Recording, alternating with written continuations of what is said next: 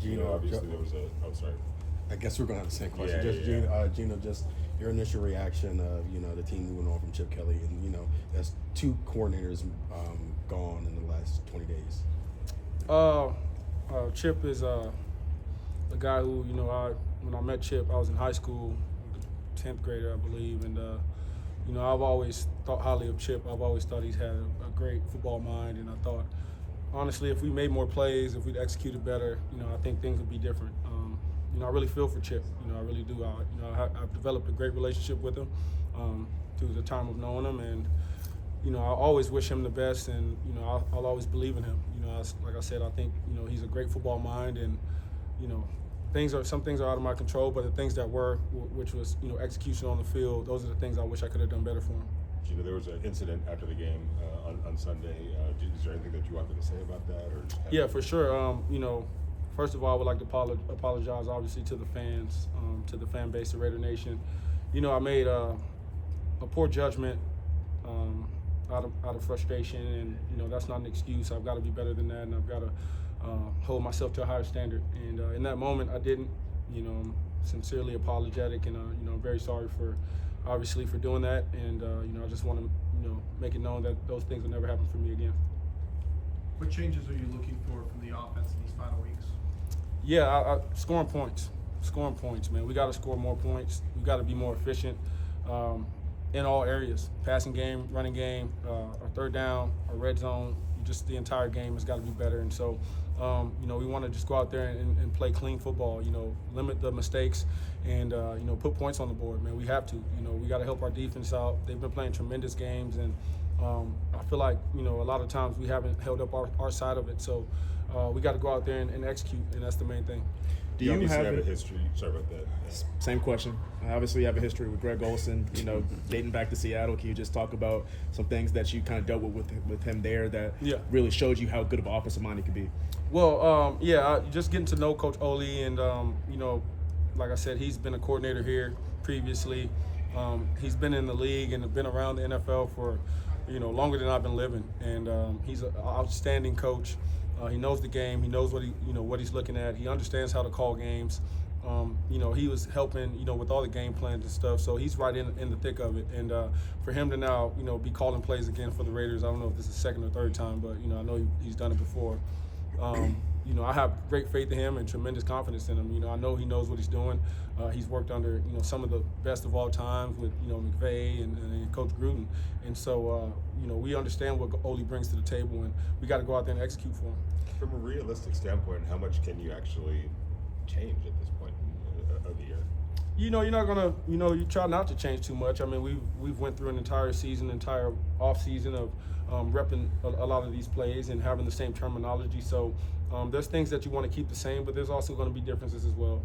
It's a different coordinator, so he's going to have a different style. But overall, like I said, man, it's still about execution no matter what play is called. Communication-wise, in terms of somebody different talking to you, is there a feel-out process with that, and can you take care of that in practice this week, or does it have to be done Sunday? Yeah, the repetition that we get this week is going to be vital. The more I can hear him calling the plays in my head, the more we can communicate, on the sideline, and it'll be different than what we've been doing because he's now going from quarterback coach to play caller. So there's going to be some different dynamics, but those are things we'll work through, and we'll, as time goes on, we'll get better at. Could you describe the confidence level that you and his team still have in Pete Carroll and his vision for the organization, despite where the record stands right now? Tremendous confidence in Coach Carroll. He hasn't changed not one bit, since he's gotten here. Coach Carroll is the same guy every single day.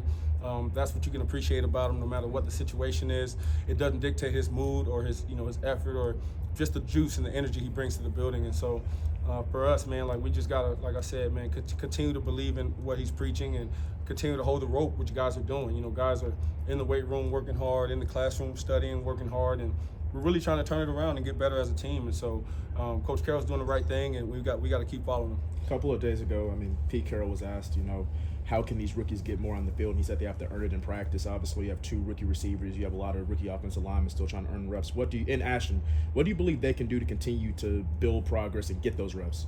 Yeah, just continue to work hard, and eventually, it happens. There's not like a cookie cutter scheme to where each guy's got his own learning curve, and everyone's got to grow at their own pace. But like I said, when you got young players, you want to at least try to get them in there as fast as possible. And so the opportunities are coming up for those guys, and they've been working hard, and they're preparing themselves to go out there and execute, and they've gotten better throughout the season. So they just got to stay at it and keep doing what they're doing. When there's a game like last week, how difficult is it to trust that when you drop back, you're going to have time? Like, you're going to be able to have time to do what you have to do? And, like, when you drop back, is there like, a thought of, like, I just have to get rid of the ball right now? Yeah, I mean, you always have to feel the pressure. Obviously, know if you're hot or not, so that's understanding of protections and knowing who's blitzing and who's not. But you got to feel the pressure, and, I try my best to not look at the rush, but to feel the rush. But, when you're facing a great defensive line, similar to the Browns, you got to speed up the process. And so those are the things that I tried to do last week. Obviously, wasn't good enough. What did the Chargers do to you in the first meeting, and what were you able to learn going forward to take that this week? They did a good job of mixing coverages. They disguised some things. They had a good plan for us. It was different than what we had seen the week before, and they did a good job at it. They executed well. So looking forward to this matchup. How does the dynamic change for you with Olsen being on the sideline and be calling the plays as opposed to being up in the booth? Well, the play caller will now be, right next to me, so I think the communication, I won't have to get on the headset or, talk on the phone. I can just talk directly to him. And other things we'll have to figure out as it goes. I mean, it's the first time he's calling plays for us, so for me particularly, so I'll have to learn those things as we go. Do you think it'll be beneficial for him to be there and be able to just communicate right away instead of getting on the headset like you mentioned? Yeah, I think so. I think there'll be a lot of benefits, and I think, again, Ole's a guy who's done it, and I think he knows what to do and how to do it, so I expect great things. All right. Thanks, guys. Thank you.